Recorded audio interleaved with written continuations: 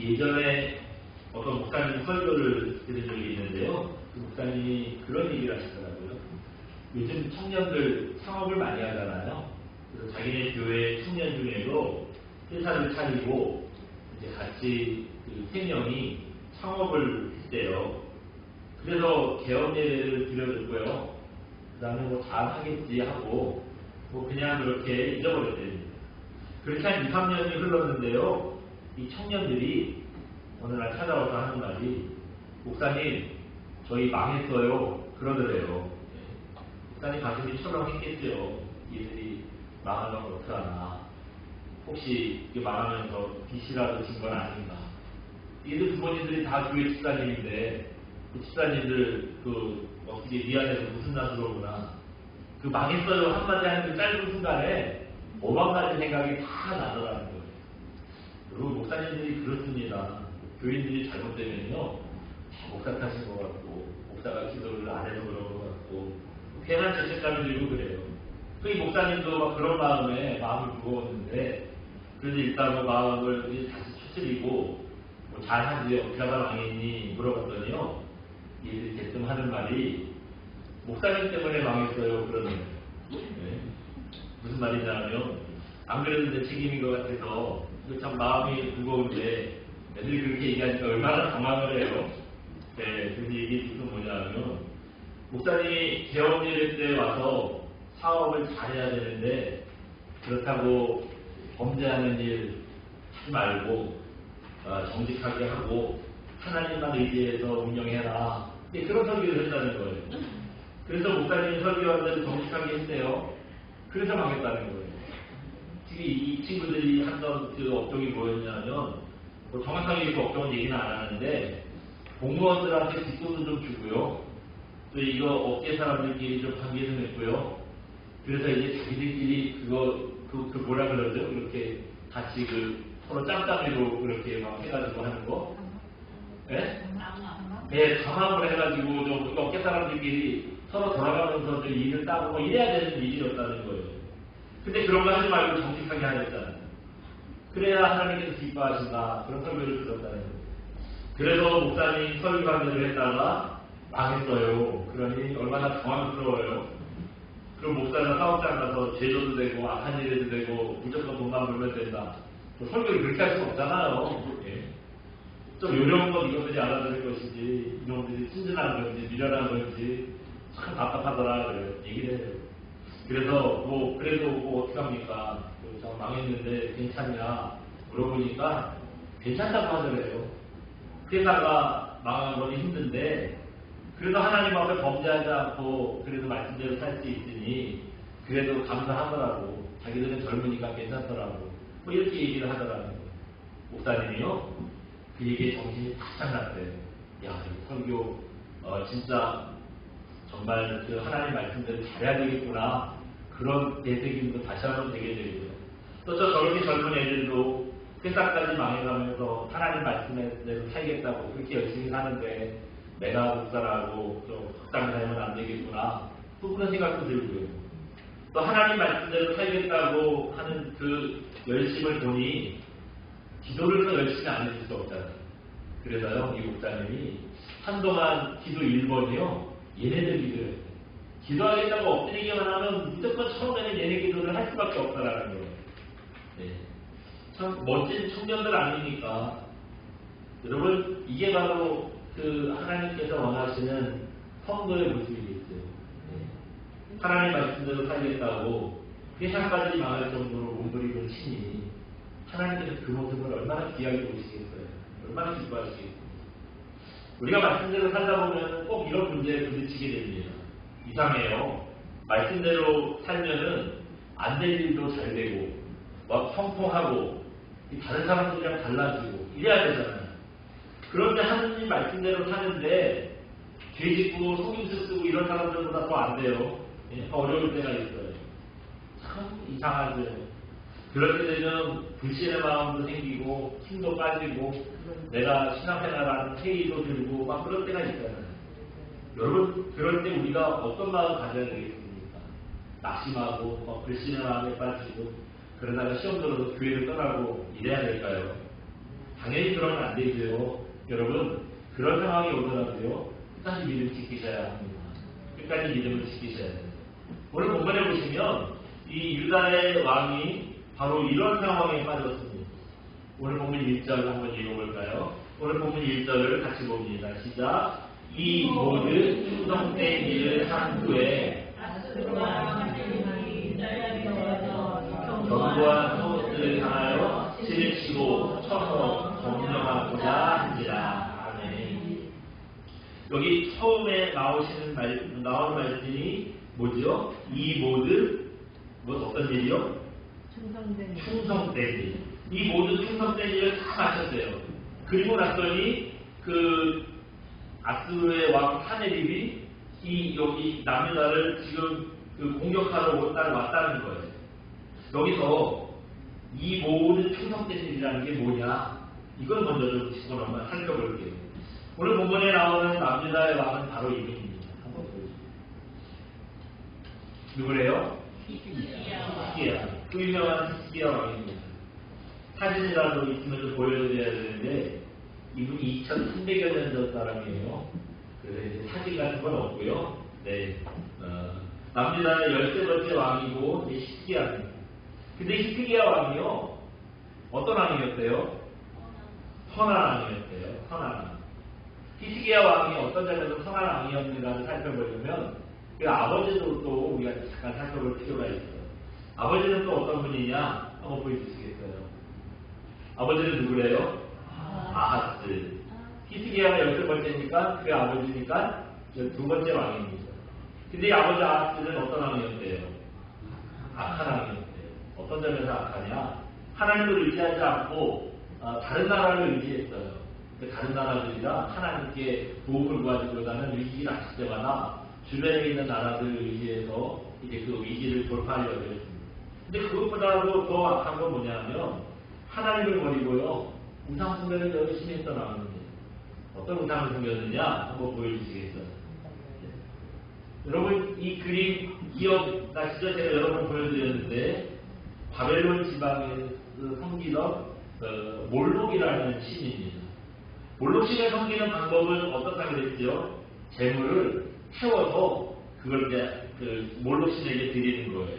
여기 보시면 이게요, 지금 구멍이고 굉장히 큰 겁니다. 굉장히 크고 여기 있는 구멍들에다가 여기는 불 피우는 구멍이고요. 여기 있는 구멍들에다 이제 재물을 집어넣는 거예요. 그래서 저기다가 뭐 밀가루도 집어넣고 비둘기도 집어넣고 양도 집어넣고 송아지도 집어넣고, 송아지도 들어갈 정도는 이 구멍이 얼마나 큰 구멍이겠어요.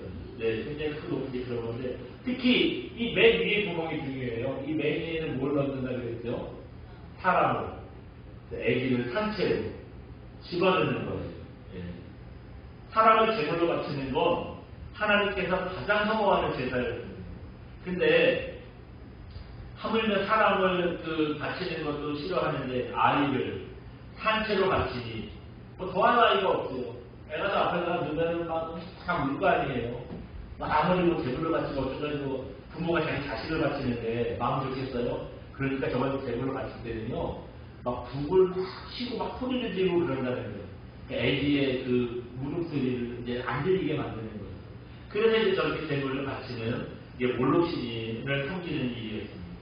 아하스가요, 우상숭배 중에서도 가장 악하고 그 아기를 산채로 바치는 저 몰록 제사를 섬기는 우상숭배에 빠지고, 열왕기하 16장 3절에 보시면 아하스가 몰록을요 아주 충성되게 섬겼다, 그렇게 얘기하고 있습니다. 그래서 자기 아들들이요, 자기 자식들도 불에 던져서 제물을 태웠다는 말씀이 있어요. 히스기야는 순번이 안 된 건지 어쨌든지 모르겠는데 안 죽었어요. 그때 제물로 또 자기 자식 바쳤다고 그랬잖아요. 근데 자기 히스기야가 그때 다행히 몰록신한테 제물로 바쳐지지 않았기 때문에 이제 아버지의 뒤를 이어서 이 이스라엘의 왕이 된 겁니다. 아무튼 이제 아버지 아하스가 그렇게 악한 왕이었어요. 자식을 천재로 제물로 바칠 정도니 얼마나 악하다는 얘기예요. 근데 그 아들 히스기야는 이런 아버지를 따르지 않았습니다. 정반대로 갔어요.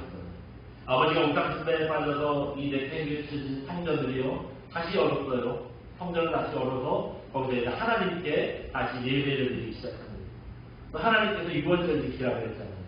근데 아버지 아하스는 우상숭배에 빠져서 유월절이 어디냐 그런 거 하지 말아라 했는데 그 아버지가 폐지한 유월절을 다시 지키기 시작한 거예요. 그 밖에 하나님을 섬기는 모든 일들을요 다시 다 회복시키고 시행하는 거예요.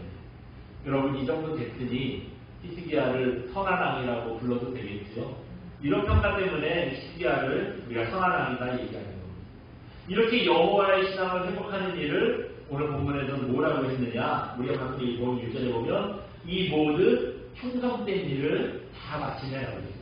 그러니까 이 모든 충성된 일이 뭐냐? 여태까지 말씀드렸던 아버지 아하스가 다 폐지시켰던 하나님 섬기는 일을 다시 다 회복시킨 겁니다. 이 충성된 일을 하나님께서 기쁘게 받으셨고요. 이래 충성스러운 믿음이라고 인정해 주십니다. 그런데 문제는 지금부터입니다. 지금부터예요. 아버지가 그렇게 엉망진창으로 만들어 놓은 일을 히스기야가 다시 다 회복시키고 다시 하나님을 잘 섬겼잖아요. 그러면 우리가 어떻게 되기를 기대하죠? 히스기야가 일도 잘 되고 나라도 평안하고 그러면 좋겠는데 그래야지 하나님을 섬겼더니 역시 하나님의 은혜로 우리가 무탈하구나 이렇게 믿음이 생길 거 아니에요. 근데 웬일이에요? 다른 데도 아니고 그렇게 하나님을 섬기는 일을 열심히 마치고 여기 그 모든 충성된 일을 그 다음 뭐라 그랬어요? 한 후에 그랬어요. 그러니까 다른 일도 아니고 하나님 열심히 섬기고 이런 일을 다 회복시키고 그렇게 회복을 시킨 후에 일이 잘 돼야 되는데 일이 잘 되기는커녕 무슨 일이 생겼어요? 아수르의 왕 사네립이 쳐들어온 거예요. 이 산헤립이라는 왕이 누구냐면요. 요나서에 보면 요나가 무슨 일을 하죠? 니느웨 성에 가서 빨리 회개하지 않으면 이 성이 망합니다. 하나님께서 그렇게 말씀하셨습니다. 그 외치고 다녔잖아요. 그때 갔던 그 니느웨가 아수르의 수도였는데 이 니느웨를 아수르의 수도로 정한 사람이 바로 산헤립이에요. 산헤립이 그런 왕이었습니다.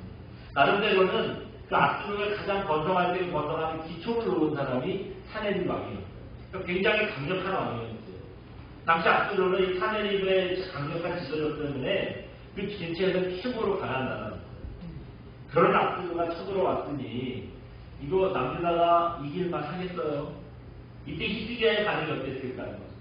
내가 우리 아버지도 거역하고 우리 아버지가 세워놓은 이 우상숭배하는 이 일들을 다 다시 무너뜨리고 하나님을 열심히 섬겼는데 이게 말이 됩니까?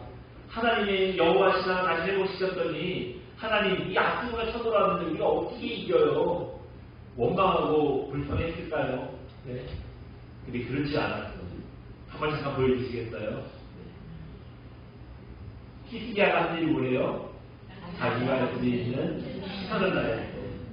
히스기야가 지금 원망하고 불평할 만 했는데 그런 일에 시간과 에너지를 허비하지 않았다는 거예요. 자기가 할 수 있는 최선을 다해서 전쟁을 대비했습니다. 우리 5절 한번 읽어볼까요? 5절 같이 봅니다. 시작. 히스기야가 힘을 내어 무너진 모든 성벽을 구수하되 막내까지 높이 쌓고 또 외성을 쌓고 다윗성의 밀로를 견고하게 하고 무기와 방패를 많이 만들고 아멘. 예. 지금 상황은 참 믿음이 흔들리고 낙심할 만한 상황이에요. 앞에서 말씀드린 것처럼 다른 때도 아니고 하나님 잘 섬기겠다고 여태까지 열심히 하던 우상숭배를 다 버리고 하나님 앞에 돌아왔는데 그리고 났더니 형통하고 일이 잘 되는 게 아니라 오히려 이 아수르라는 강국이 쳐들어왔잖아요. 믿음이 흔들릴만 하고 괜히 하나님을 섬긴 건가 다시 이거 몰록신으로 가야 되나 마음이 흔들릴 만한 상황인데요. 히스기야가 어떻게 했어요? 낙심하고 주저하지 않았어요. 힘을 냈다는 거예요. 그래서 무너진 모든 성벽을 수리하고 다시 다 쌓았다는 겁니다. 또 무기랑 방패도 다시 만들었어요. 또 물이 없으면 아수르에 쳐들어온 군인들이 버티기 힘들잖아요. 3절에 보시면 이런 얘기도 있어요. 예루살렘 성에서 성 밖으로 나가는 물길을 다 막았대요. 왜 그렇게 했겠어요? 아수르 군인들이 물 못 먹게 하려고. 물을 못 먹으면 전쟁을 못 하잖아요. 그래서 이제 이렇게 해서 싸울 준비를 하는 거예요. 여러분, 이게 바로 어려움을 만났을 때 우리 성도들이 가져야 하는 태도입니다. 우리가 어려움 만나면 제일 먼저 뭐 해야 되죠? 기도해야 돼요. 하나님 의지해야 합니다. 근데 우리가 한 가지 조금 잘못한 생각이 있어요. 뭐냐면 기도하고 하나님 의지해야 한다고 내가 문제를 해결하려고 뛰어다니는 거는 그 신앙인 것처럼 우리가 생각을 할 때가 있습니다. 그래서 내가 뭘 무슨 일을 해도 되나, 이거 내가 이런 일 하는 거는 이거 옳지 않은 거 아닌가, 이렇게 우리가 좀 생각을 할 때가 있어요. 근데 여러분 그렇지 않습니다. 우리도 최선을 다해야 해요. 물론 기도해야죠. 하나님 의지해야 돼요. 하나님 의지해야 됩니다. 근데 나는 아무 일도 안 하면서 기도만 하고 하나님께 도움을 구하는 건 하나님께서도 기뻐하시지 않습니다. 하나님은요, 내가 할 일을 내가 하고 사람이 할 수 없는 일이 있잖아요. 이걸 하나님께 은혜를 구해야 하는 걸 기뻐하신다는 거예요. 학생이 시험 때가 됐는데 공부를 안 하고 기도를 열심히 하는 거예요. 그래, 평소에 좀 공부해놓고 이래야 되는데, 네? 평소에는 공부도 안 하고 그러다가 그래도 또 기도해야 된다고 하니까 열심히 공부해야 될 시간에 와서 기도를 하는 거예요. 네? 내일 시험인데 철학을 한대요. 그 다음날 시험 잘 볼 수 있겠어요? 네? 그 공부 안 하고 기도하는데 하나님께서 지혜를 주시겠어요? 네? 이렇게 내가 할 일이 또 있거든요. 그 일을 내가 해야 돼요. 그러니까 하나님께 도움도 구하긴 하지만 내가 할 일을 해야 된다. 성경을 보시면 그런 하나님을 알 수 있는 대표적인 사건이 있어요. 뭐냐면 요한복음 12장에 나오는 죽은 나사로를 살리는 그 사건입니다. 여러분 이 사건 보시면 잘 아시잖아요. 예수님께서 나사로를 살린다고요, 처음부터 끝까지 당신이 할 일을 다 하지 않았어요. 여기 보시면 사람이 할 수 있는 일이랑 그 사람이 할 수 없는 일을 구분하셨던 걸 볼 수 있습니다. 그래서 사람이 할 수 있는 일은 사람이 하게 하셨어요. 사람이 할 수 없는 일은 예수님께서 하셨던 걸 볼 수가 있어요. 여러분, 그 죽은 나사로를 무덤에 안치하고 무덤 입구를 돌로 막아놨거든요. 그래서 이 돌 치우는 거 사람이 할 수 있나요? 사람이 못하나요? 예, 사람이 할 수 있어요. 막은 것도 사람이 했으면 치우는 것도 사람이 할 수 있잖아요. 그래서 예수님께서 안 하시고요, 사람들한테 돌을 치워라 하셨어요. 그 다음에 이제 죽은 나사로를 살려야죠. 이거 살리는 거 사람이 할 수 있을까요? 못할까요? 못해요. 그렇지요. 이거는 안 돼요. 뭐 잠깐 기절할 정도는 사람을 물 뿌려가지고 깨울 수 있지요. 근데 요한복음 11장 17절에 보시면 예수님이 나사로 집에 가셨을 때 이미 죽은 지 나흘이나 됐대요. 예. 여러분 이 중동이 어떤 땅입니까? 평소에도 막 기온이 한 40도씩 올라가는 그런 더운 땅이잖아요. 그러니 죽은 지 나흘이 됐으면 썩은 데가 풀으려고 뭐 파리가 꼬이고 난리도 아니었겠죠. 이거는 뭐 이걸 살리는 건 사람이 절대 못합니다. 그래서 예수님이 하셨어요. 그 일은 예수님이 하십니다. 무덤 밖에서 큰 소리로 나사로야 나가 명령을 하십니다. 그랬더니 나사로가 나오는 거예요. 사람이 죽으면 영을 하잖아요. 여기도 그랬대요. 미이라처럼 이제 붕대를 뜯을 감아놨다는 거예요. 이제 붕대를 뜯을 감은 채로 사람이 걸어 나왔다는 거예요. 이제 살려놨으니 살아났는데 계속 붕대를 갖고 있으면 안 되잖아요. 그러니까 예수님께서 명령하세요. 붕대 풀어주고 먹을 거 줘라. 죽은지 나으겠다 그랬잖아요. 나으리나 굶었으니 얼마나 배가 고프겠어요. 그러니까 붕대 풀어주고 먹을 거 줘라 이 얘기를 하세요. 근데 이것도 이제 붕대 풀어주는 건 예수님이 안 하시고 사람이 하게끔 하셨던 걸 볼 수가 있습니다. 이 사건 통해서 우리가 알 수 있는 게 뭐예요? 어려움 만났을 때 무조건 주님만 바라보는 거, 이건 주님이 원하시는 방법은 또 아니라는 거예요. 물론 우리가 주님을 의지하고 기도해야 됩니다. 그 일을 해야 돼요. 근데 우리가 할 수 있는 일이 있잖아요. 이것도 우리가 해야 된다는 거예요. 그게 믿음의 모습입니다.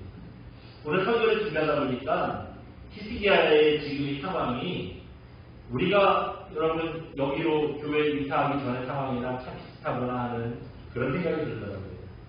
여러분 우리가 사면에 있을 때 어땠습니까? 우리가 다른 일 안 했잖아요. 예수님 때문에 예배드리고 뭐 기도하고 성경 공부하고 전도하고 교회가 하는 일은 다 주님 위해서 하는 일이지 우리조차도 하는 일은 몰라요. 제가 생각할 때는 한 번도 없었던 것 같아요.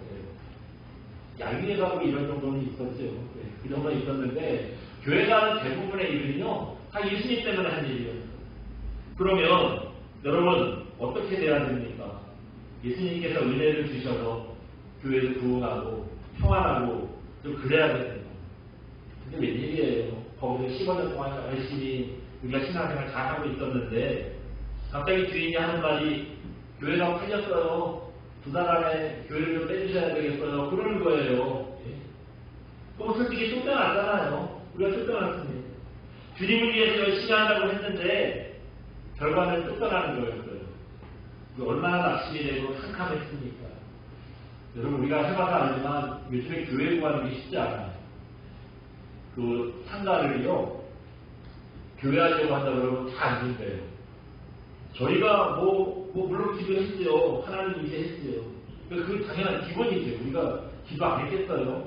저도 막 천양하면서 기도하고 여러분도 얼마나 많이 기도했습니까? 오늘 본문의 히스기야도요 물 맞고 성벽 재건하고 무기 만들고 사람이 할 수 있는 열심히 다 했어요. 그렇다고 하나님을 의지하지 않은 건 아닙니다. 하나님을 의지했어요.